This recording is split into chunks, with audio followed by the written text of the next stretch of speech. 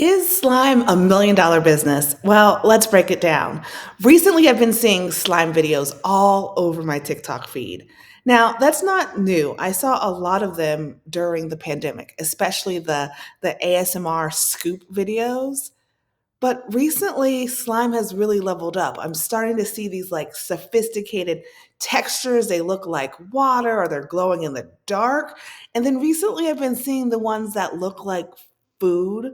Do you remember that trend, like the is it cake trend, where hyper realistic objects, like it would be like a steak or it would be like a shoe, something like really simple and basic, but then when you cut into it, it'd be cake.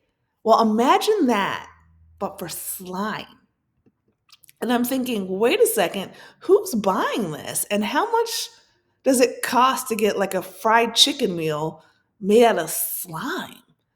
And then I also thought about the fact about what kind of crazy business is this? Because once you use the slime, like, is it just done? Like, you only get to like squish it that first time, which actually kind of makes it a really, really interesting business.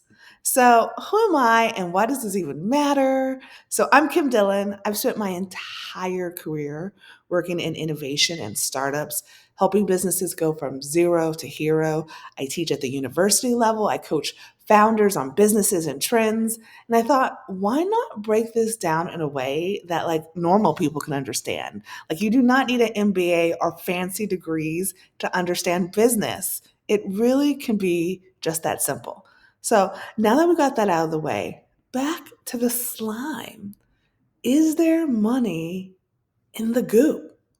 Okay, so slime is massive, obviously. We've all seen it.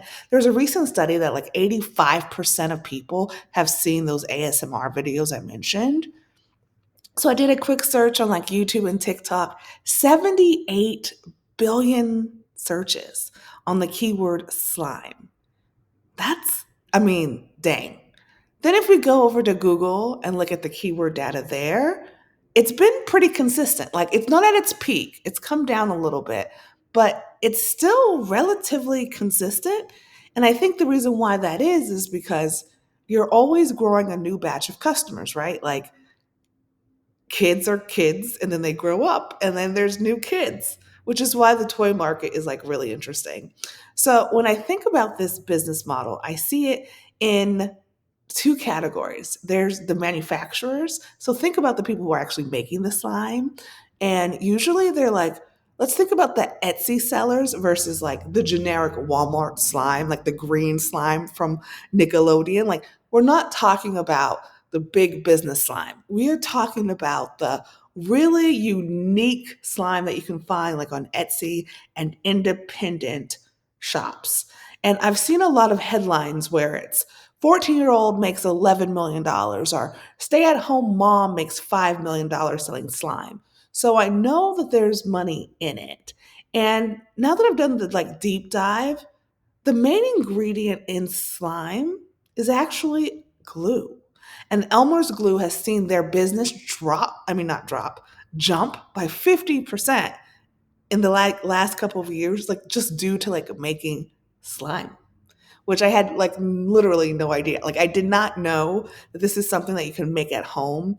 But what's really selling is not just like the generic, like you do it yourself slime. It's really those like mix-ins and those colors and like the artistry of it all. Like that's really where the money is to be made. So that's the manufacturing side. And then the retail side. And I kind of think of the retail side as like experiential retail. You know, when you think about like paint and sip or like the axe throwing businesses or things where people go, escape rooms are like another great example. Like you're going there to have an experience. It's a birthday, it's a date night, it's something to do with your family. I kind of see slime stores. Slime stores even sound right? Slime stores. Yeah, slime stores. Slime stores kind of fit into that sort of situation. And when I was in New York City this last past summer, I saw one that was so colorful, so bright. It took up like half of a block. So it was like a pretty big building. And there was a line out the door. And I was like, okay, we're in peak slime. We're in peak slime. The other quick anecdote that I have, which made me like really interested in this space, is I met a woman who had a slime of the month club a couple years ago, and she does like a sneaker drop model, like what is that, Supreme, where they would drop like a limited edition like each month. She would do the same thing with slime. And actually, that's actually a pretty common business model for manufacturers, is that you're not selling the same slime each month. You are doing a limited edition. So what she would do is she would make 1,500 units, let's say, and she said she would do it on a Saturday, and then she would spend the rest of the month selling what she made from that one day of like making the product. And each month it would be something themed.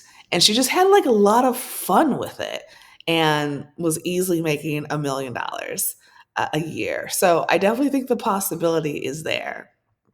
Now, this was a couple years ago, so it can be a really sort of competitive market. But before we jump in, I kind of want to think about like what is the big size of the prize? Like what is it really worth? And so when I think about a slime, you could kind of see it like as a toy industry, which obviously is worth billions. Anything where kids are the market is going to be really attractive. So I did some research, and so the industry stats is that it's a $2 billion industry. It's growing roughly at 10% per year. But I gut checked it because that is like a top down, what we would call a top down assessment, where it's always big numbers. There's big industry reports that tell you the size of the market. And if you ever pitch to investors, it'd be like, yeah, of course it's $1 billion industry, but like how much money are you gonna make? And so I wanted to like gut check that. And so my method was I looked at Etsy and I looked at all the top sellers and I'm like, how many units are they selling? So of the top sellers on Etsy, they were easily selling between like 100,000, 150,000 units. So if I think about what the average order value is, the AOV is what we call in the industry. If I just assume, and this is actually pretty low, but if I assume that it costs $10 to order a unit and it's saying on Etsy that they're selling a million or 100,000 units rather, that's 1.5 million in revenue. So I can kind of see that on Etsy, there are several stores that are easily doing $1 million in revenue on Etsy alone. I would imagine that Etsy is probably just like one part of their business. They probably have like their own direct to consumer website that's probably doing another million. So it definitely seems like it's a real possibility that you can make $1 million selling slime. Also, if you think about it, slime is high margin. I actually did run the numbers, especially when I found out that one of the main ingredients is Elmer's glue. The ingredients are really cheap. It's pretty lightweight to ship once you work through the shipping process. Because I imagine I read some horror stories of shipping slime, especially with like different temperatures, can be really bit of a learning curve. But once you get past that, I would imagine you could start this business for as little as $500 if you're just doing it like as a hobby business. And realistically, it could probably go up to like $5,000 if you're doing it the proper way. By the proper way, I'm thinking about liability insurance and you're doing special packaging. But most of the packaging is based in the US, most of the ingredients are based in the US. So I actually think that you can do this on the low, which is really exciting. Now, if you're talking about a slime retail store, that is a multi-million dollar bet. But the startup cost in retail can be really expensive. So I researched the number one sort of Googled research when it comes to like this slime retail, and it's called Slumu Institute. And they have locations in New York, in Atlanta, and they're expanding to three more locations this year. They did about 30 million in revenue in 2023, and they launched in 2017. So that's amazing. However, they launched with $1 million in funding, and they got that funding from the founder of NYX Cosmetics and other like institutional funds. What I mean by institutional funds is like they didn't go to a bank, they didn't take out a loan, they went to a venture capitalist or to an angel investor and got money. And that's a pretty rare thing to do for something like a toy. So it kind of tells me that they had a connect. And I know they had a connect. Well, I'm guessing they had a connect because one of the founders is an ad agency owner that manages like social media influencers. And the other is an expert, I believe, in events. So they both knew marketing and virality to launch this business, right? Like their businesses like became really great inputs and kind of was like the engine for the output.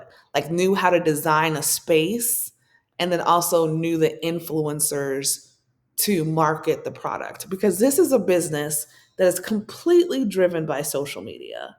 And I think now, if you were to enter the space, it'd be a little bit more challenging, not impossible, obviously. But now the algorithms, you really have to win the algorithm game. Now, when they started in like 2017, Facebook was really like the go to place. Instagram was having a moment. This was the time where it was like the ice cream factory and any type of retail space where you could take like, your little influencer photo behind a plant wall or like a neon wall was like the moment, right? So the timing of this business, I think, is really important because retail is expensive, high rent and labor costs. You need really steady foot traffic, those recurring expenses. Like if you're just starting up, it might be really cheap, but you got to pay rent and payroll every month. So I think for this business, you probably would need $10 to $20,000 on the very low side to get started. So I'm less excited about that. However, I think that there's ways that you could do it smart, like a pop up. So I think slime does have some staying power. And so these are the reasons why I like this business. I think experiential retail, as we called it, is booming. So escape rooms, rage rooms, people want that hands-on experience. Like they want anything to like get off their phone. Like get me off the phone. I don't want to be addicted to this device. So anything that helps with that, I think people are willing to invest in. This is also like the year of the hobby where people are taking up all kind of like esoteric kind of learning how to crochet, learning how to make carpets. People are going to events like silent reading book clubs where you're not even like talking about the book, you're just silently reading the book in the same space with other people. And so this kind of brings people together, it brings the family together. The kids aren't on a device. So I think that's a really big cultural tailwind that's really making this kind of exciting. Slime also has therapeutic benefits. So it turns out that for a lot of people with autism or like sensory issues, these kids who have the special needs really enjoy slime. Even adults, like adults with dementia, or have sort of like anything to do that with like tactileness, um, there's like a lot of interesting play there. And I think there's ways that you could position your product for that space. I also think that adult toys are trending and not those types of naughty toys, but I actually am into a very specific collectible. It is not a troll. Remember those trolls from the 90s? It's not a troll, but it is like a little miniature toy that I do stand in line to get. So I will be honest about that. However, they had a stellar year, this company I was talking about, and they were saying that they initially was marketing it to children and then found out that like 60% of their customers were adults. And I'm part of that 60%. So there's this like sort of nostalgia play. It's becoming more acceptable for adults to like continue playing with toys. It's sort of a relaxation, meditative experience. And then there's also the collectible nature of it. Like again, back to like the slime piece of it, like slime doesn't stay in its form. It dries out, it loses its shape, it gets crushed. There's always like new colors and scents and textures. So I really love this sort of like recurringness that could happen in a smart, in a smart slime business where if you can really get like each month a really hot slime and not just like holidays, like I saw some really gory ones. Like I could imagine seeing like pumpkin themed for Halloween or fall, but this one had like actual like baby teeth in it and vampire's blood. Like that's gory. And all of their slime was just like really, really disgusting. But I could see a market for people who want like disgusting, I mean, just disgusting slime. And if you think about like the type of recurringness, when you think about a subscription business, what's kind of cool about that is like you don't have to keep getting customers. And if we think about like do the math, right? Like if you are charging 20 or $30 a month for a subscription, which is what the average price was, actually it was around like $35 a month. That's easily a $500 month cut, a $500 a year customer. Like that's a really good business. Actually, Slumu has a subscription business. They said it was about 25% of their revenue. So if they're making 30 million, 25% of that is like what, 7, 8 million off sending slime. And they don't even look like they're doing like that unique of slime. So I could see like a grandparent gifting this. I could see this as like just an activity that you do with your kids each month. Like the subscription part of this business is actually what's really exciting for me in this sort of whole space. So it really comes down to can you stand out?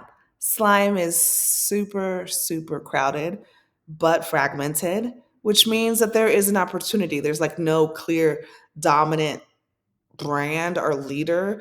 I don't think just based on how retail is set up that like a major toy manufacturer can come up with the variety of slime. Again, because we said the seasonality, all the different textures and colors and scents. That's why these independent sellers are always going to have a leg up.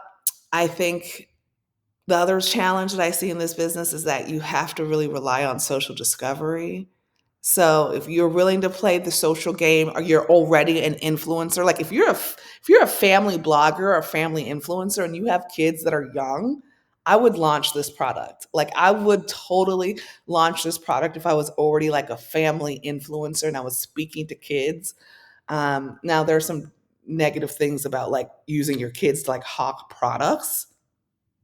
However, if you were willing to use your kids to hawk products, I think that this is a fun product to hawk and like making the ASMR videos. And maybe they don't need to show their faces, but just the scooping. Like these videos are very simple. It's like people just scooping the slime. Okay, so some of the other challenges, like if you do retail, I think rent, labor, inventory, expensive. Kids are unpredictable. The hours that you could have a retail space that's open. Mm, but, I still think that there's a there if you can really figure it out. Like, I don't know where everyone else is, but if you are in like the Midwest or you're near somewhere where there's like a mall and like the rent is declining, maybe you could do like a 2 to 3 month pop up. You could just like do a little test. Maybe you could do like a slime cart. I had this like cute idea of like maybe you could do like a slime ice cream bar, very low overhead, high margins, I would imagine, because it's all just the decorations. Maybe it's a mobile birthday party. You charge like $50 per kid. So for a 20 kid party, that's what?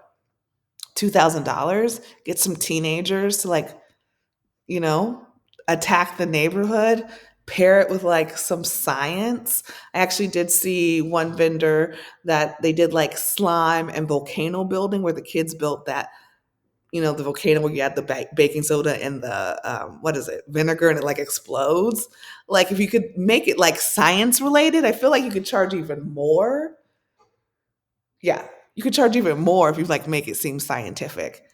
Okay, so if you don't like the slime sort of idea, here's the same but different idea.